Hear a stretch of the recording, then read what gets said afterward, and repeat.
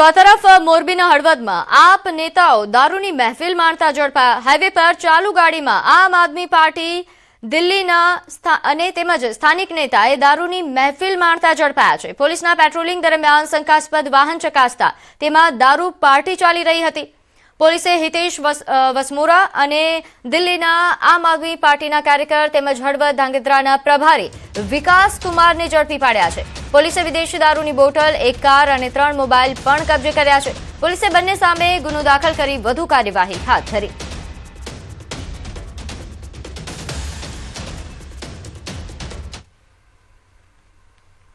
આમ આદમી પાર્ટીના બે નેતાઓ દારૂની મહેફિલ મારતા મળી આવ્યા હતા, જેમના નામ છે વિકાસ કુમાર, વિજય કુમાર, જેઓ દિલ્હીના રહેવાસી છે, અને સાથે હિતેશ મનસુખભાઈ વરમોરા, જે હળવદના રહેવાસી છે।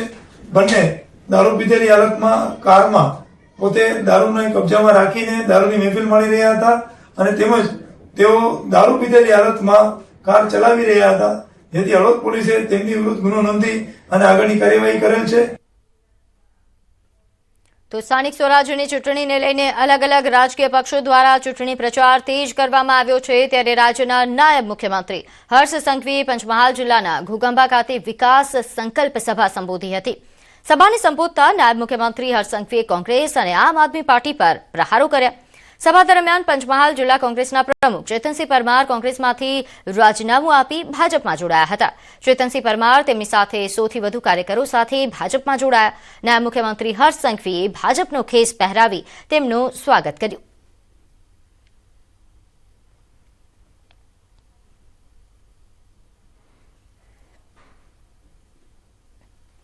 નારાજગી અંદર જે ગેરશિસ્ત હતી અને એના કારણે આપણે ગમે તેટલી મહેનત કરીએ પણ પરિણામ તરફ ન જઈ શકીએ, અને જો પરિણામ આપણે ન આપી શકીએ તો રહેવાનો મને કોઈ મતલબ લાગ્યો નતો।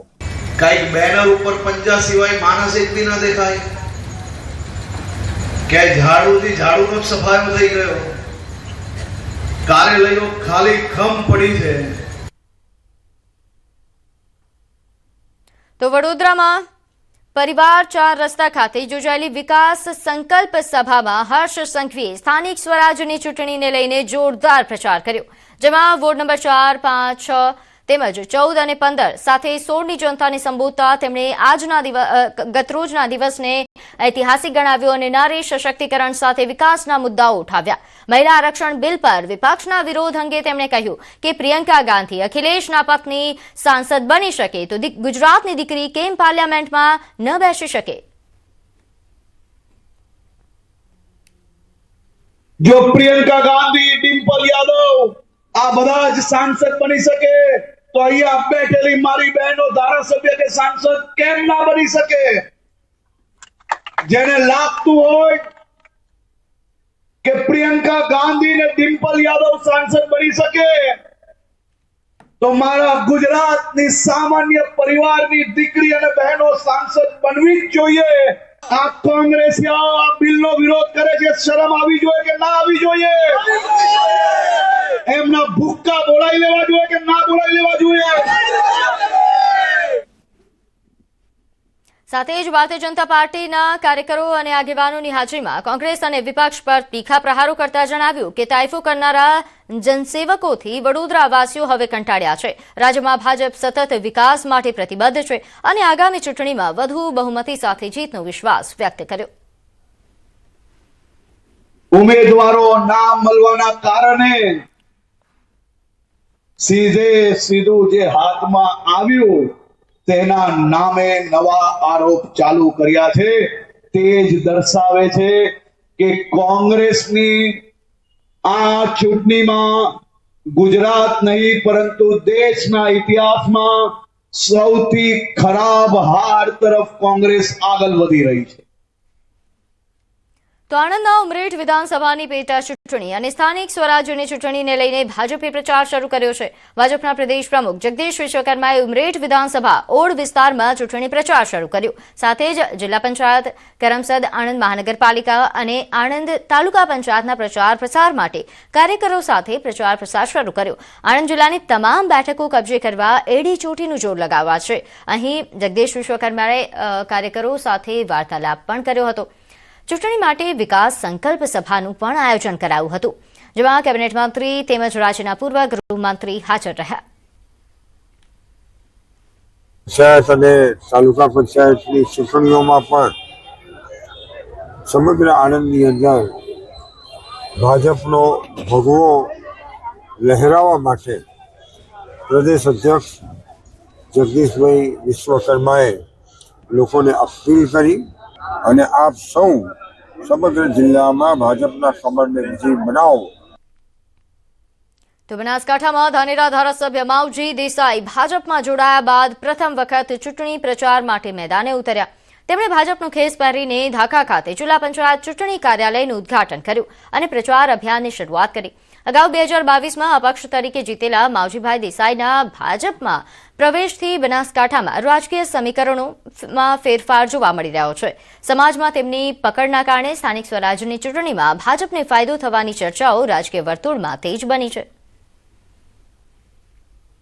ત્યારે આજે ભારતીય જનતા પાર્ટીના શ્રેષ્ઠ નેતૃત્વનો હું આભાર માનું છું કે ક્યાંક ઘર પરિવારની અંદર મનદુખ થયા હોય, મતભેદ થયા હોય, પરંતુ ભારતીય જનતા પાર્ટીના શ્રેષ્ઠ નેતૃત્વે ફરીથી પાર્ટીની અંદર મને ઘર વાપસી કરાવી હોય ત્યારે હું શ્રેષ્ઠ નેતૃત્વનો ખૂબ ખૂબ આભાર માનું છું. અને ધાનેરામાં પણ ડબલ એન્જિન સરકાર ડબલ તાકાતથી સમગ્ર ધાનેરા તાલુકાની 5 જિલ્લા પંચાયત અને તાલુકા પંચાયત ભારતીય જનતા પાર્ટીની બનશે. એના માટે તન મન ધનથી અમે બધા પ્રયત્ન કરીશું. તો વડોદરામાં 11 ભાજપ કાર્યકરોને સસ્પેન્ડ કરવા બાબતે ભાજપ પ્રવક્તા અનિલ પટેલનું નિવેદન. પક્ષ વિરોધી પ્રવૃત્તિ બદલ કાર્યકરોને સસ્પેન્ડ કરાયા. સ્થાનિક સ્વરાજ્યની ચૂંટણીમાં બળવો કરનાર તેમજ અપક્ષ ઉમેદવારી કરનાર વડોદરા જિલ્લાના 11 નેતાઓ 5 વર્ષ માટે પક્ષમાંથી સસ્પેન્ડ કરાયા છે. પક્ષના ઉમેદવારની વિરુદ્ધમાં ફોર્મ ભરીને લડ્યા હોય અને જો જિલ્લાના પ્રમુખે પ્રદેશને રિપોર્ટ કરતું હોય છે અને પ્રદેશ પ્રમુખની પાસે આ સંગઠનની દ્રષ્ટિથી પણ અધિકાર છે અને તાત્કાલિક એમાં નોટિસ ઇસ્યુ કર્યા વિના પણ એમને પાર્ટીમાંથી સસ્પેન્ડ કરી શકાય છે.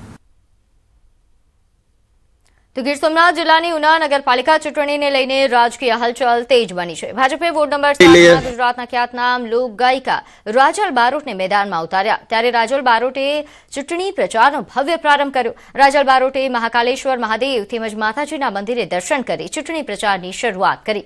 ઉનાના ધારાસભ્ય કેસી રાઠોડ પણ તેમની સાથે પ્રચારમાં જોડાયા હતા. રાજલ બારોટે વૃદ્ધોના આશીર્વાદ લીધા અને બાળકોના માથે હાથ ફેરવી સ્નેહ વ્યક્ત કર્યો અને યુવાનો સાથે સંવાદ કર્યો. સાથે જ ઉના નગરપાલિકામાં ભાજપની જંગી જીતનો વિશ્વાસ વ્યક્ત કર્યો.